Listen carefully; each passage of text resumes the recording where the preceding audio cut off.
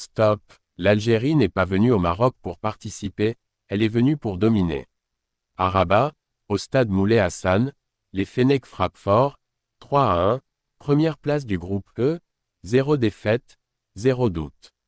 Belaïd, Chaibi, Maza, une machine bien huilée, une équipe qui avance sans bruit mais qui écrase tout sur son passage. Pendant que l'Afrique observe, l'Algérie envoie un message clair, la CAN 2025 a un sérieux candidat au sacre. Ambiance électrique, fraternité historique, maîtrise totale, et maintenant, cap sur le choc face à la RD Congo. Attachez vos ceintures, les Fennecs entrent dans la zone rouge de la CAN. Le premier sujet CAN Maroc 2025, l'Algérie termine première du groupe E. Au stade Moulay Hassan de Rabat, l'Algérie a affiché sa supériorité du début à la fin, s'imposant 3-1 face à la Guinée équatoriale. Les Fennecs terminent leur phase de groupe invaincus et se préparent à un huitième de finale très attendu contre la République démocratique du Congo. Avec un Burkina Faso solide en deuxième position, le groupe E a livré un dernier acte décisif avant les véritables affrontements de la CAN. Au stade Moulay Hassan de Rabat, au Maroc, ce mercredi 31 décembre 2025, l'Algérie a pris l'ascendant dès la première période face à la Guinée équatoriale.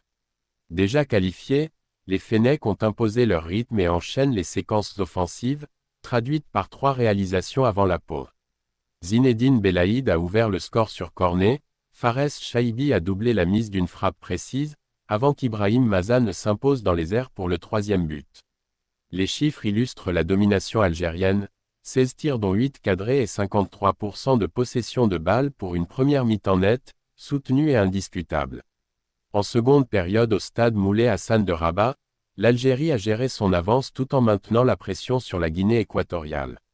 Malgré quelques occasions et un but spectaculaire de Emilio Nsoué Lopez pour les Équato-Guinéens, les Fennecs ont conservé leur supériorité technique et tactique. Les changements algériens ont permis de préserver les cadres et de lancer de nouvelles rotations offensives, sans jamais remettre en cause le score.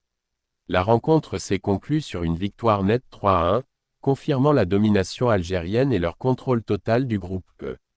L'Algérie a terminé sa phase de groupe avec un sans faute, 9 points et un succès 3-1 face à la Guinée équatoriale. Qualifiés pour les huitièmes de finale pour la première fois depuis 6 ans, les Fennecs défieront la République démocratique du Congo dans un duel décisif. Le Burkina Faso prend la 2e place du groupe E en battant le Soudan 2-0, qui termine à 3 points. Les enjeux montent désormais pour toutes les équipes avant les huitièmes. Le deuxième sujet, l'Algérie avance sans bruit, mais avec autorité. Une pluie fine tombe sur l'avenue menant au stade Moulay Hassan, ce mercredi 31 décembre, lorsque les premiers groupes de supporters algériens apparaissent aux abords des points de contrôle. Drapés de vert, de blanc et de rouge, chant déjà entonné, sourire malgré l'attente, les Fennecs ont répondu présent. Il est 16h, le match est prévu dans 1 heure. Rien à voir avec les averses diluviennes qui ont récemment frappé le pays.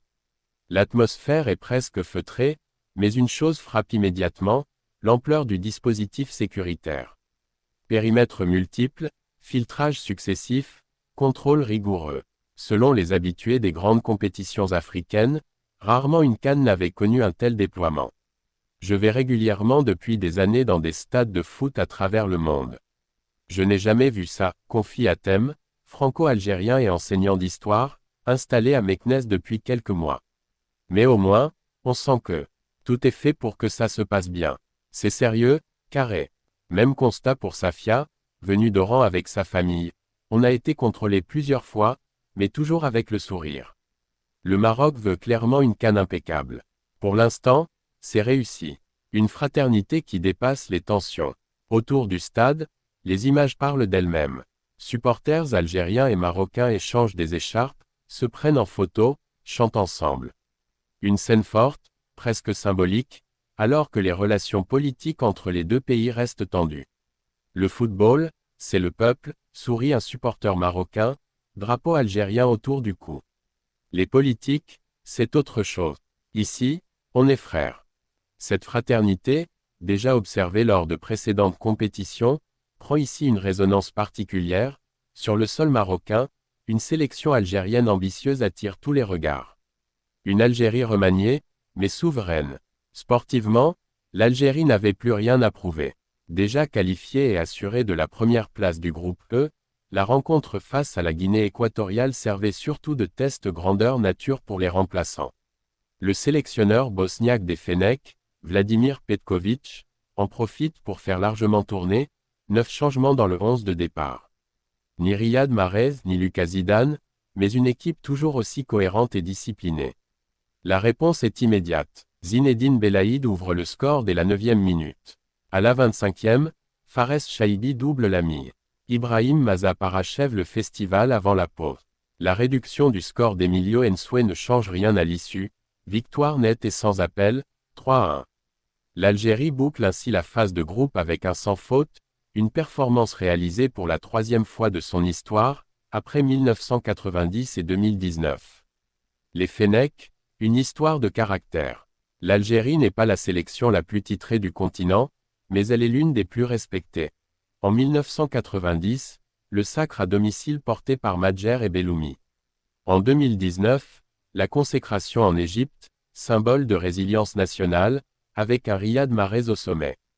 À chaque fois, la même signature, solidité, talent brut et caractère collectif. Cette CAN 2025 semble s'inscrire dans cette continuité, avec une équipe qui avance sans éclat excessif, mais avec une maîtrise impressionnante. À la sortie du stade, la confiance gagne les tribunes. À la fin de la rencontre, dans les allées encore animées du stade Moulay Al-Hassan, les visages sont détendus, les sourires francs. La victoire est nette, et les discussions tournent déjà vers la suite.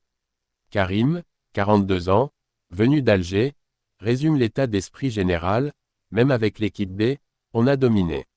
C'est très bon signe pour la suite. Nadia, 27 ans, arrivée de Lyon pour vivre la compétition sur place, insiste sur l'ambiance, franchement, c'était incroyable. De la première à la dernière minute, les supporters algériens ont poussé leur équipe. À ses côtés, Youssef, supporter marocain, revendique une fierté régionale assumée. Je supporte le Maroc, bien sûr. Mais quand l'Algérie joue ici, je suis content de les voir gagner.